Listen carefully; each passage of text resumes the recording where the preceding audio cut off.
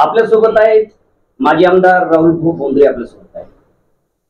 नुकतंच ते दवाखान्यामधून आलेले आहेत, ब्रिज कॅन्डी मधून. भाऊ, आपल्या मनातील काय भावना आहे? आपण दवाखान्यातनं आलात, जनतेचं प्रेम आपल्यावर खूप मोठं आहे, हृदयामध्ये खूप मोठं प्रेम आहे जनतेचं. जनतेचं प्रेम आणि तुमचंही जनतेवर खूप मोठं प्रेम आहे. काय भावना आहेत आपल्या, ज्या जनतेपर्यंत आज पोहोचाव्यात KK लाईव्हच्या माध्यमातून? 2 शब्द जनतेला सांगायचं. नमस्कार. हृदयावरची एक छोटीशी शस्त्रक्रिया करून, एंजिओप्लास्टी करून आजच चिखली शहरात पोहोचलोय. आपल्या सगळ्यांचे प्रेम, आशीर्वाद, शुभेच्छा यांचं आठवड्यासोबत असल्यामुळं बिलकुल कुठलाही त्रास न होता आज दवाखान्यातून चिखलीमध्ये परत आलोय. जनरल चेकअप करण्यासाठी गेलो मुंबईला आणि जनरल चेकअप करत असताना कॅल्शियम डिपॉझिशन, कॅल्शियम हृदयामधलं वाढलंय अशा पद्धतीचं रिपोर्ट आला आणि त्यामुळं एंजिओग्राफी आणि त्यात एंजिओप्लास्टी करावी लागली.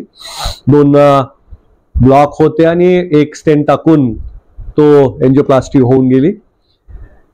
आजकाल एंजिओप्लास्टी अत्यंत सोपी झालेली आहे आणि जवळपास ज्या पद्धतीनं केस पांढरे होतात, डोळ्यामध्ये मोतीबिंदू होतो, त्याच पद्धतीनं हृदयामधलं अशा पद्धतीचं डिपॉझिशन वाढायला लागलंय. कुठे कोलेस्ट्रॉलचं डिपॉझिशन, कुठे माझ्यासारख्याला कॅल्शियमचं डिपॉझिशन. आता हे प्रमाण वाढत चाललेलं आहे. आपली लाईफस्टाईल बदललेली नाही, आपण जुन्या पद्धतीनंच जगतोय आणि या सगळ्यांमुळं निश्चित हृदयाचे त्रास वाढलेले आहेत. मलाही त्यातून जावं लागलं. आमच्या वडिलांना काही वर्षांच्या आधी त्यांची देखील बायपास करावी लागली होती. त्यांना देखील हृदयामधलं कॅल्शियम डिपॉझिशन वाढलं होतं आणि त्यामुळं अनुवांशिकतेनं तोच त्रास मला देखील झाला. तर चला, पण काही छोटंसं ऑपरेशन झालं आणि त्यामुळं काही फार त्रास मला कुठलाही झाला नाही. आज तुमच्या सगळ्यांचं प्रेम आणि आशीर्वाद यामुळं पुन्हा एकदा नवीन जोशाने, नवीन उत्साहाने, नवीन ऊर्जेने कामाला सुरुवात करत आहे. पण ज्या पद्धतीने तुम्ही सांगितलं, मला देखील सगळ्यांना सांगावं लागेल की आणखी जास्त व्यायाम वाढवणं, आणखीन ताणतणाव जो आहे तो आपला कमीत कमी कसा होईल हे बघणं, हाच याच्यावरचा इलाज आहे. आणि हसत राहणं हा रामबाण इलाज आहे. तर चला, सगळे मिळून हसत राहू, खेळत राहू, चांगल्या पद्धतीनं आनंदाने काम करत राहू.